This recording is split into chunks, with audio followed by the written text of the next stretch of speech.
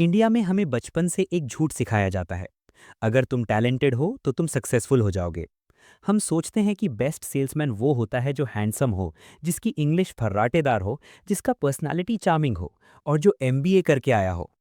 लेकिन अगर मैं आपसे कहूं कि दुनिया का सबसे बड़ा salesman, the greatest salesman in the world, Guinness book record holder, एक ऐसा आदमी था जो ना हैंडसम था, ना पढ़ा लिखा था और ना ही उसे बोलना आता था।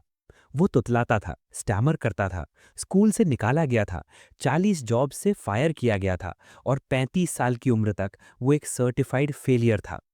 सोचिए उस आदमी के बारे में जिसके घर में शाम का खाना बनाने के लिए राशन नहीं था, उसकी बीवी और बच्चे भूखे थे, सर पर $60,000, आज के हिसाब से करोड़ों रुपए का कर्जा था। वो आदमी जब कार डीलरशिप में घुसा तो वो करियर बनाने नहीं आया था, वो जिंदा रहने आया था। उसने पहली कार कमीशन के लिए नहीं बेची, उसने पहली कार इसलिए बेची ताकि वो शाम को अपने बच्चों के लिए दूध और ब्रेड खरीद सके। ये कहानी जो जेरार्ड की है, वो आदमी जिसने साबित किया कि सेल्स कोई आर्ट नहीं है, सेल्स कोई टैलेंट नहीं है, सेल्स एक जंग यानी वॉर है। और इस जंग में वही जीतता है जिसकी भूख सबसे ज्यादा होती है। आज हम जो जिराड के दिमाग का पोस्टमार्टम करेंगे और समझेंगे कि कैसे एक सड़क का फेलियर दुनिया का ऑटोमोटिव किंग बन गया। अगर आप स्टूडेंट हैं, दुकानदार हैं, फ्रीलांसर हैं या जॉब करते हैं, ये कहानी आपका धंधा करने का नजरिया बदल देगी। The architecture of trauma, born to lose. Joe Girard की सफलता को समझने के लिए हमें उनके दर्द की गहराई में जाना होगा। उनका असली नाम जोसेफ सैमुअल जिराडी था। वो डिट्रॉइट मिशिगन के सबसे गरीब इलाके स्लम्स में पैदा हुए थे। बिल्कुल वैसा माहौल जैसा मुंबई के किसी चौल या दिल्ली की किसी तंग गली में होता है। उनके पिता एंटनीनो एक सिसिलियन इमिग्रेंट थे। वो एक बहुत ही सख्त और अब्यूजिव आदमी थे। इंडिया में हम अक्सर देखते हैं कि कुछ माँ बाप अपने बच्चों को मोटिवेट करने के लिए ताना मारते हैं, लेकिन जो के पिता उन्हें तोड़ते थे। वो जो को रोजाना मारते थे, बिना किसी वजह के, और मारते वक्त एक ही बात बोलते थे: तू कुछ नहीं कर पाएगा, जो तू बेकार है, तू फेलियर है, तू कभी कुछ नहीं बनेगा। सोचिए एक छोटे बच्चे के दिमाग पर क्या असर होता होगा जब उसका अपना बाप उसे जीरो बोलता है। जो जिराड का कॉन्फिडेंस नेगेटिव में चला गया था। स्कूल में वो पढ़ नहीं पाते थे, फेल होते थे, टीचर्स ने उन्हें निकाल दिया। वो गलियों में जूता पॉलिश, शू शाइन करते थे, न्यूज़पेपर बांटते थे, डिशवॉशर बने, हर जगह से उन्हें निकाल दिया गया। उन्हें लगने लगा था कि शायद उनके पिता सही कहते हैं, शायद वो पैदा ही हारने के लिए हुए हैं। उन्होंने 35 साल की उम्र तक 40 अलग अलग जॉब्स की और हर जॉब में वो फेल हुए। ये वो पेन पॉइंट है जिसे हमें समझना है। जो जिराड की सेल्स टेक्निक किसी किताब से नहीं आई थी, वो इस ट्रॉमा को गलत साबित करने की जिद से आई थी। वो दुनिया को नहीं, अपने बाप की आवाज को हराना चाहते थे। कहानी का टर्निंग पॉइंट तब आया जब जो 35 साल के हुए। उन्होंने सोचा कि चलो कंस्ट्रक्शन का बिजनेस करते हैं। शुरुआत अच्छी हुई, लेकिन एक्सपीरियंस ना होने की वजह से वो एक गलत डील में फंस गए। बिजनेस रातों रात डूब गया। और सिर्फ डूबा नहीं, जो पर $60,000, आज के ज़माने में ये अमाउंट बहुत बड़ा है, 1960s में ये एक पहाड़ जैसा था। क्रेडिट कलेक्टर्स, वसूली वाले उनके दरवाजे पर खड़े रहते थे। घर में खाने को दाना नहीं था। जो की बीवी ने उन्हें रोते हुए कहा, जो, बच्चों के लिए खाना नहीं है, हम क्या करेंगे? उस रात जो गिराड बस में बैठे। उनके पास टिकट के पैसे भी मुश्किल से थे। वो डिट्रॉइट शहर के आखिरी स्टॉप पे उतरे। वहां एक चेवरोले कार डीलरशिप थी। बाहर बर्फ गिर रही थी, ठंड हड्डी तक पहुंच रही थी। जो डीलरशिप के अंदर घुसे, वो मैनेजर की केबिन में गए। वो मैनेजर के सामने गिड़गिड़ाए, बेग किया। उन्होंने कहा, सर, मुझे जॉब दे दो, मैं कार बेचूंगा। मैनेजर ने उन्हें ऊपर से नीचे तक देखा। जो के कपड़े पुराने थे, वो ठंड से कांप रहे थे और वो तुतला रहे थे। मैनेजर ने कहा, हमें सेल्समैन नहीं चाहिए, वैसे भी जनवरी का महीना है, मंदी चल रही है, कोई कार नहीं खरीदता। जो ने कहा, सर, मुझे डेस्क नहीं चाहिए, मुझे सैलरी नहीं चाहिए, मुझे बस एक फ़ोन दे दो, अगर मैंने कार नहीं बेची तो मुझे निकाल देना, मेरे पास खोने के लिए कुछ नहीं है। The sales of survival. Manager को तरस आ गया। उसने कहा, ठीक है, वो कोने में फ़ोन पड़ा है, उसे यूज़ कर लो। जो जेराड ने फ़ोन उठाया, वो फ़ोन बुक से रैंडम नंबर मिलाने लगे। वो दरवाजे पर खड़े होकर लोगों को बुलाने लगे। शाम होते होते जो ने एक कस्टमर को पकड़ लिया। वो कस्टमर कार खरीदने नहीं आया था, बस देखने आया था। लेकिन जो ने उसके साथ वो किया जो कोई एमबीए नहीं कर सकता। जो ने उसे कार नहीं बेची, जो ने उसे अपनी सच्चाई बेची।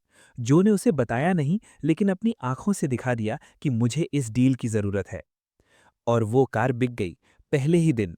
जैसे ही डील क्लोज हुई, जो मैनेजर के पास गए और बोले, सर, क्या मुझे $10 एडवांस मिल सकता है? मैनेजर हैरान था। उसने पूछा, अभी तो तुमने ज्वाइन किया है, एडवांस क्यों? जो ने कहा, सर, घर पे खाना नहीं है, मुझे जाते वक्त दूध और ब्रेड खरीदना है। मैनेजर ने अपनी जेब से $10 निकाल कर दिए। जो वो $10 लेकर ग्रोसरी स्टोर गए। उस रात जब उन्होंने अपने बच्चों को खाना खिलाया तो उनके अंदर का डर खत्म हो गया। उन्हें समझ आ गया कि अगर मैं एक कार बेच सकता हूं तो मैं दुनिया खरीद सकता हूं। ये वो मोमेंट था जब जो जरार्ड का जन्म हुआ। The psychology of isolation. जो जरार्ड डीलरशिप में वापस आए, लेकिन उन्होंने एक चीज नोटिस की। वहां बाकी सेल्समैन का एक ग्रुप था। वो सुबह आते, कॉफी पीते, सिगरेट पीते और घंटों बातें करते। मार्केट कितना खराब है, बॉस कितना बुरा है, कल मैच में क्या हुआ। ये एक टिपिकल ऑफिस कल्चर है जो इंडिया में भी हर जगह दिखता है। चाय ब्रेक पर टाइम पास। जो जिरार्ड ने पहले ही दिन डिसाइड कर लिया कि मैं इस क्लब का हिस्सा नहीं बनूंगा। जो जिरार्ड पूरे 15 साल तक कभी भी अपने कोवर्कर्स के साथ लंच पर नहीं गए, कभी उनके साथ ड्रिंक पर नहीं गए। लोग उन्हें घमंडी यानी एरोगेंट कहते थे, लोग उन्हें सेल्फिश कहते थे। लेकिन जो का लॉजिक सिंपल और ब्रूटल था। वो कहते थे, मैं यहाँ दोस्ती करने नहीं आया, मेरे दोस्त घर पर हैं, यानी मेरी वाइफ और बच्चे जो मेरे पैसों का इंतजार कर रहे हैं। मैं यहाँ जंग लड़ने आया हूँ। जो अपना लंच अपनी डेस्क पर खाते थे सिर्फ 15 मिनट में। क्यों? क्योंकि उनका मानना था कि जब बाकी सेल्समैन लंच करने बाहर जाते हैं, तभी कस्टमर शोरूम में आता है। जब दुकान खाली होती है, तभी मौका सबसे बड़ा होता है। इस आइसोलेशन ने उन्हें फोकस दिया। उन्होंने अपने आसपास एक अदृश्य दीवार यानी इनविजिबल वॉल बना ली थी। इस फोकस की वजह से दूसरे महीने में ही उन्होंने 18 गाड़ियां बेच दी। डीलरशिप के पुराने सेल्समैन हिल गए। उन्होंने पॉलिटिक्स करके जो को वहां से निकाल दिया, लेकिन तब तक जो को अपना सिस्टम मिल चुका था। The discovery of the magic number, the rule of 250। जो जेरार्ड की कहानी में सबसे बड़ा मोड़ तब आया जब उन्हें पहली डीलरशिप से निकाल दिया गया। वो मेरोलिस शेवरोले गए और वहां उन्होंने जीरो से शुरू किया। लेकिन इस बार उनके पास एक गणित यानी मैथ्स था जो उन्होंने दुनिया के सबसे अजीब जगह पर सीखा था, एक कैथोलिक फ्यूनरल यानी अंतिम संस्कार में। एक दिन जो एक फ्यूनरल में गए हुए थे। वहां लोग रो रहे थे, कॉफिन रखा हुआ था, लेकिन जो का दिमाग बिजनेस में चल रहा था। उन्होंने देखा कि वहां मास कार्ड्स जो फ्यूनरल में आए लोगों को दिए जाते हैं बटे जा रहे थे। जो ने अंडरटेकर से पूछा, आपको कैसे पता चलता है कि कितने कार्ड्स छपवाने हैं? आपको कैसे पता कितने लोग आएंगे? अंडरटेकर ने कहा, मेरा एक्सपीरियंस कहता है कि एक एवरेज इंसान के फ्यूनरल में करीब 250 लोग आते हैं। कुछ दिन बाद जो एक प्रोटेस्टेंट शादी में गए। वहां उन्होंने केटरर से पूछा, एवरेज शादी में कितने मेहमान आते हैं? केटरर ने कहा, लड़की की तरफ से 250, लड़के की तरफ से 250। जो जिरार्ड के दिमाग में एक धमाका हुआ। उन्हें समझ आ गया कि 250 वो मैजिक नंबर है जो हर इंसान की जिंदगी को डिफाइन करता है। हर आदमी के सर्कल में उसके दोस्त, रिश्तेदार, पड़ोसी, कलीग्स मिलाकर एवरेज 250 लोग होते हैं। इसका मतलब ये था कि अगर जो एक कस्टमर के साथ बुरा व्यवहार यानी बैड बिहेवियर करते हैं, तो वो सिर्फ एक कस्टमर नहीं खो रहे, वो 250 पोटेंशियल कस्टमर्स खो रहे हैं। क्योंकि वो एक नाराज आदमी अपने 250 लोगों को बोलेगा कि जो जिरार्ड के पास मत जाना, वो चोर है। लेकिन इसका उल्टा भी सच था। अगर जो एक कस्टमर को खुश कर दें तो उन्हें एक्सेस मिल जाता है उसके 250 लोगों के नेटवर्क का। ये रूल ऑफ 250 उनका रिलीजन बन गया। इंडिया में हम इसे माउथ पब्लिसिटी कहते हैं, लेकिन जो ने इसे एक मैथमेटिकल फॉर्मूला बना दिया। वो हर कस्टमर, चाहे वो कपड़ों से गरीब लग रहा हो, चाहे वो सिर्फ टाइम पास करने आया हो, उसके सर पर 250 लिखा हुआ देखते थे। उन्हें पता था कि ये अकेला आदमी मेरी पूरी साल की सेल्स बना सकता है। अब जो के पास कस्टमर को रिस्पेक्ट करने का रीजन था, लेकिन कस्टमर लाए कहां से? डीलरशिप में तो वही लोग आते थे जो कार खरीदना चाहते थे। जो को वो लोग चाहिए थे जो अभी सोए हुए हैं। यहाँ जो जिरार्ड ने डायरेक्ट सेल्स को छोड़कर नेटवर्क मार्केटिंग का एक प्रिमिटिव वर्जन इन्वेंट किया। उन्होंने एक टर्म यूज किया, बर्ड डॉग्स। बर्ड डॉग एक शिकारी कुत्ता होता है जो शिकार को ढूंढता है और मालिक को इशारा करता है। जो ने सोचा, शहर में ऐसे कौन लोग हैं जो दिन भर लोगों से बातें करते हैं? जवाब था barbers, doctors, insurance agents, bartenders और फैक्ट्री फोरमैन। ये वो लोग थे जिनके पास इन्फॉर्मेशन थी। नाई को पता होता है कि किसके पास नई जॉब आई है यानी बोनस मिला है। मैकेनिक को पता होता है कि किसकी कार खराब हो गई है। जो जिरार्ड ने इन लोगों को रिक्रूट करना शुरू किया। उनका ऑफर सिंपल और ग्रीडी था। उन्होंने कहा, अगर तुम मेरे पास एक कस्टमर भेजोगे और वो कार खरीद लेगा तो मैं तुम्हें $25 कैश दूंगा। 1960s में $25 एक बड़ा अमाउंट था, लगभग एक दिन की सैलरी। लेकिन जो ने इसमें एक साइकोलॉजिकल हुक डाला। वो जानते थे कि लोग उधार या वादों पर काम नहीं करते। जैसे ही कोई कस्टमर आता और कहता मुझे जॉन बार्बर ने भेजा है, जो कार बेचते और कस्टमर के जाने से पहले ही उसी वक्त एक $25 का चेक एनवेलप में डालते। वो कस्टमर से कहते कि आप वापस जॉन के पास जा रहे हैं, ये एनवेलप उसे दे देना और कहना जो ने थैंक्स बोला है। सोचिए उस बार्बर का रिएक्शन जब कस्टमर वापस आता है और उसे $25 पकड़ाता है। उस बार्बर के दिमाग में डोपामिन हिट होता है। अगली बार जब वो किसी की दाढ़ी बना रहा होगा तो वो जबरदस्ती जो की मार्केटिंग करेगा। धीरे धीरे जो के पास हजारों बर्ड डॉग्स हो गए। वो एक साल में $14,000 सिर्फ कमीशन में बांट देते थे। लोग कहते थे वो पागल है, अपना पैसा लुटा रहा है, लेकिन जो कहते थे मैं पैसा लुटा नहीं रहा, मैं मार्केटिंग कर रहा हूँ। ये लोग मेरे लिए वो काम कर रहे हैं जो टीवी एड्स भी नहीं कर सकते, ट्रस्ट बेच रहे हैं। The emotional brain wash, the I like you card system. जो जेरार्ड का तीसरा हथियार था कस्टमर रिटेंशन। इंडिया में आज भी सेल्समैन कार्ड बेचता है और भूल जाता है। 5 साल बाद जब कस्टमर वापस आता है तो सेल्समैन उसे पहचानता भी नहीं। जो जेरार्ड ने कसम खाई थी I will never lose a customer, उन्होंने दुनिया का सबसे बड़ा one man direct mail system बनाया। उन्होंने एक आर्टिस्ट को हायर किया और 12 अलग अलग ग्रीटिंग कार्ड्स डिजाइन करवाए, हर महीने के लिए एक।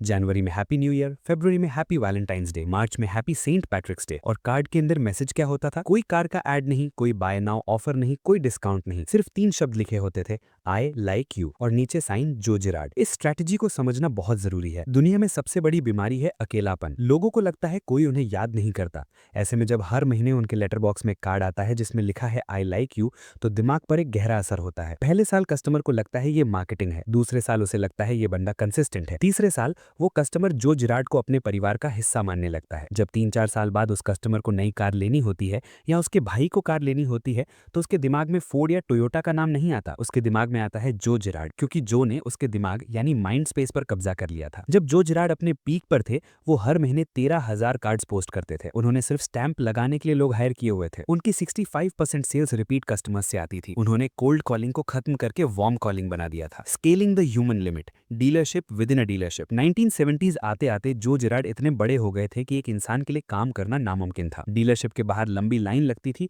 लोग टोकन लेकर खड़े रहते थे जो से मिलने के लिए। जो ने रियलाइज किया कि दिन में सिर्फ 24 घंटे हैं। अगर वो पेपर वर्क करेंगे, टेस्ट ड्राइव देंगे, कार धुलवाएंगे तो वो बेच नहीं पाएंगे। यहाँ जो जेरार्ड ने एक ऐसा बिजनेस डिसीजन लिया जो उस वक्त अनहर्ड था। उन्होंने अपनी जेब से पैसे देकर अपना स्टाफ हायर किया। उन्होंने एक आदमी रखा जो सिर्फ डेमो देगा यानी टेस्ट ड्राइव, एक आदमी रखा जो सिर्फ पेपर वर्क और फाइनेंस देखेगा, एक आदमी रखा जो डिलीवरी करेगा और कार में पेट्रोल भरेगा। जो जेरार्ड का काम सिर्फ एक था, क्लोजिंग। वो कस्टमर से मिलते, हाथ मिलाते, बात करते, प्राइस फाइनल करते और कहते मेरा असिस्टेंट आपको बाकी प्रोसेस करवा देगा। इससे उन्होंने डीलरशिप के अंदर एक डीलरशिप बना ली। डीलरशिप का मालिक यानी ओनर उन्हें फ्री ऑफिस, फ्री फोन देता था, क्योंकि जो अकेला आदमी था जो पूरे शोरूम की सेल से ज्यादा बेच रहा था। बाकी सेल्समैन जलते थे, यूनियन के पास गए, लेकिन ओनर ने कहा अगर तुम जो जितनी गाड़ियां बेचोगे तो तुम्हें भी ये सुविधा मिलेगी। इस सिस्टम की वजह से जो एक दिन में 18 गाड़ियां बेच पाए। उन्होंने लो वैल्यू टास्क यानी एडमिन वर्क को आउटसोर्स कर दिया और हाई वैल्यू टास्क यानी सेलिंग पर 100% फोकस किया। The philosophy of the lemon, turning problems into gold. Sales की दुनिया में एक कहावत है, बेचना आसान है, रिश्ता निभाना मुश्किल है। ऑटो इंडस्ट्री में जब कोई कार खराब निकलती है तो उसे लेमन कहते हैं। इंडिया में हम इसे खतारा या किस्मत खराब कहते हैं। ज्यादातर सेल्समैन का रिएक्शन क्या होता है जब कस्टमर गुस्से में वापस आता है? वो चुप जाते हैं, मैनेजर के पास भेज देते हैं या मैकेनिक्स को ब्लेम करते हैं। जो जेरार्ड का अप्रोच बिल्कुल उल्टा था। वो मानते थे कि सर्विस डिपार्टमेंट ही असली सेल्स डिपार्टमेंट है। एक बार जो ने एक कस्टमर को कार बेची। अगले ही दिन कार स्टार्ट नहीं हो रही थी। कस्टमर गुस्से में डीलरशिप आया, चिल्लाते हुए, जो ने मुझे ठग लिया, मुझे खराब कार पकड़ा दी। मैकेनिक्स ने कहा, सर अपॉइंटमेंट लेना पड़ेगा, 2 दिन लगेंगे। जो जेरार्ड वहां आए, उन्होंने न मैनेजर का साइड लिया न मैकेनिक का, उन्होंने कस्टमर का साइड लिया। वो अपने महंगे इटालियन सूट में जमीन पर लेट गए, कार के नीचे घुस गए चेक करने के लिए। उन्होंने मैकेनिक्स पर चिल्लाया, इस आदमी ने मुझ पर भरोसा किया है, इसकी कार अभी ठीक होगी, नहीं तो मैं खुद टूल्स उठा लूंगा। उन्होंने अपनी जेब से पैसे निकालकर मैकेनिक को दिए ताकि काम प्रायोरिटी पर हो। कस्टमर हैरान रह गया। उसने सोचा था सेल्समैन बहाने बनाएगा, लेकिन ये सेल्समैन तो उसके लिए लड़ रहा था। जब कार ठीक हुई तो वो कस्टमर जो का सबसे बड़ा फैन बन गया। उस अकेले आदमी ने जो को बाद में 15 नए कस्टमर्स दिए। जो का रूल सिंपल था, a resolved complaint is more powerful than a perfect sale. यानी एक सुलझी हुई शिकायत एक परफेक्ट सेल से ज्यादा ताकतवर होती है, क्योंकि जिस कस्टमर की प्रॉब्लम आपने सॉल्व की वो जिंदगी भर आपका लॉयल रहेगा। वो जानता है कि अगर कुछ गड़बड़ हुई तो जो संभाल लेगा। ट्रस्ट वहां से आता है जब चीजें खराब होती हैं, तब नहीं जब सब ठीक चल रहा हो। जब आप दुनिया के सबसे टॉप पर पहुंच जाते हैं तो हवा बहुत पतली यानी थिन हो जाती है। 1970s में जो जिराड डेट्रॉयट के किंग बन चुके थे, वो साल का $2 लाख कमा रहे थे, आज के हिसाब से 1.5 मिलियन डॉलर से ज्यादा। एक सेल्समैन की सैलरी यूएस प्रेसिडेंट से ज्यादा थी। लेकिन जब पैसा आता है तो प्रॉब्लम्स भी आती हैं। सबसे पहले आया आईआरएस, टैक्स डिपार्टमेंट। टैक्स वालों को यकीन ही नहीं हुआ कि ये कार सेल्समैन इतना पैसा कमा सकता है। उन्हें लगा जो ड्रग्स बेचता है, गैम्बलिंग करता है या माफिया से जुड़ा है। उन्होंने जो की ऑडिट शुरू की, हर एक रिसीट चेक की। उन्होंने पूछा, ये $14,000 तुमने किसको दिए? जो ने कहा, बर्ड डॉग्स को। आईआरएस ने कहा, इसका प्रूफ कहाँ है? जो के पास हर एक नाम, हर एक एड्रेस, हर एक चेक नंबर लिखा हुआ था। वो अपने अकाउंट्स में इतने मेटिकुलस यानी बारीकी से काम करने वाले थे कि आईआरएस को खाली हाथ वापस जाना पड़ा। ये दिखाता है कि जो सिर्फ एक टॉकर नहीं थे, वो एक डिसिप्लिन बिजनेसमैन थे। लेकिन असली कीमत उन्होंने अपने घर पर चुकाई। जो सुबह 8 बजे घर से निकलते और रात को 9 बजे वापस आते। उनका दिमाग 24 घंटे सेल्स में चलता था। उनके बच्चे बड़े हो गए, लेकिन जो उनके स्कूल प्लेज में नहीं जा पाए। उनकी वाइफ ने एक बार रोते हुए कहा था, जो हमारे पास सब कुछ है, बड़ा घर, गाड़ियां, पैसा, बस तुम नहीं हो। जो जिराड की कहानी हमें ये भी सिखाती है कि ऑब्सेशन एक आग है। इससे आप खाना भी पका सकते हैं और घर भी जला सकते हैं। जो ने सेल्स के लिए अपनी पर्सनल लाइफ जला दी। उनके बच्चों से उनके रिश्ते खराब हो गए। ये वो पेन पॉइंट है जो हर एम्बिशियस इंसान को समझना चाहिए। सक्सेस फ्री में नहीं मिलती, उसकी एक भारी कीमत होती है जो अक्सर हमारे अपनों को चुकानी पड़ती है। दी एग्जिट एट द पीक, 1977।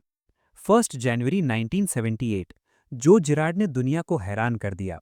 उन्होंने अनाउंस किया, आई क्विट। दुनिया शॉक में थी। वो अपने करियर के पीक पर थे। वो और 10 साल राज कर सकते थे। लेकिन जो थक चुके थे।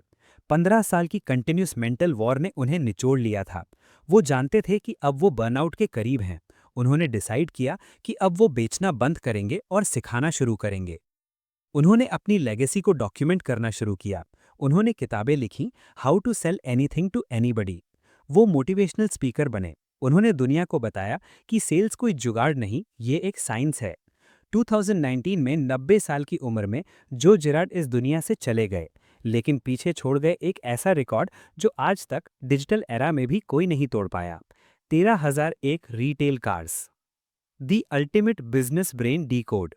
जो जिराड की लाइफ से आज का इंडियन यूथ, चाहे वो स्टार्टअप फाउंडर हो, दुकानदार हो या कॉर्पोरेट एम्प्लॉय हो, क्या सीख सकता है? Number 1, hunger over talent. भूख सबसे बड़ी डिग्री है। जो के पास डिग्री नहीं थी, वो तुतलाते थे, लेकिन उनके पास गरीबी से निकलने की जिद थी। अगर आप टैलेंटेड नहीं हैं तो डरने की जरूरत नहीं है। अगर आपके पास वजह बड़ी है तो आप रास्ता निकाल लेंगे। Number 2, the ecosystem approach. अकेले मत खेलो। जो ने अकेले कार नहीं बेची, उन्होंने बर्ड डॉग्स की फौज बनाई। इंडिया में हम इसे रेफरल नेटवर्क कहते हैं। अपने बिजनेस में ऐसे पार्टनर्स ढूंढो जो तुम्हारे लिए कस्टमर लाएं, उन्हें खुश रखो, कमीशन दो। जब पूरी दुनिया तुम्हारे लिए मार्केटिंग करेगी तो तुम्हें कभी सेल्स की चिंता नहीं होगी। Number 3, consistency builds brand. रोजाना देखो। जो के कार्ड्स आई लाइक यू उनका सबसे बड़ा हथियार थे। वो कस्टमर को भूलने नहीं देते थे कि जो जिंदा है। आज के ज़माने में अपने कस्टमर्स के साथ टच में रहो, व्हाट्सएप पर, ईमेल पर। स्पैम मत करो, बस वैल्यू दो। जो दिखता है वही बिकता है। Number 4, invest in yourself. System बनाओ। जो ने अपनी जेब से स्टाफ हायर किया ताकि वो अपना वक्त बचा सकें। इंडियन बिजनेसमैन अक्सर सारा काम खुद करने की कोशिश करते हैं पैसे बचाने के लिए। जो सिखाते हैं, टाइम खरीदो। उन चीज़ों पर फोकस करो जिसमें तुम बेस्ट हो, सेल्स, बाकी चीज़ें आउटसोर्स करो। Number 5, service is the best defence. जब प्रोडक्ट खराब निकले तो भागो मत, सामने आओ। कस्टमर की प्रॉब्लम को अपनी प्रॉब्लम बना लो। एक खुश कस्टमर शायद वापस आए, लेकिन एक जिसकी प्रॉब्लम सॉल्व की गई हो वो 10 लोगों को लेकर आता है। दोस्तों, जो जिराड की कहानी कोई फेरी टेल नहीं है। ये खून, पसीने और आंसुओं की कहानी है। ये उस लड़के की कहानी है जिसे उसके बाप ने कहा था, तू फेलियर है, और उसने पूरी दुनिया को गलत साबित कर दिया। सेल्स सिर्फ बोलने का नाम नहीं है, सेल्स सुनने का, समझने का और दिल जीतने का नाम है। जैसा जो जिराट कहते थे, the elevator to success is out of order, you'll have to use the stairs one step at a time. Thanks for watching. Next video किस पर चाहिए, कॉमेंट इट। जय हिंद।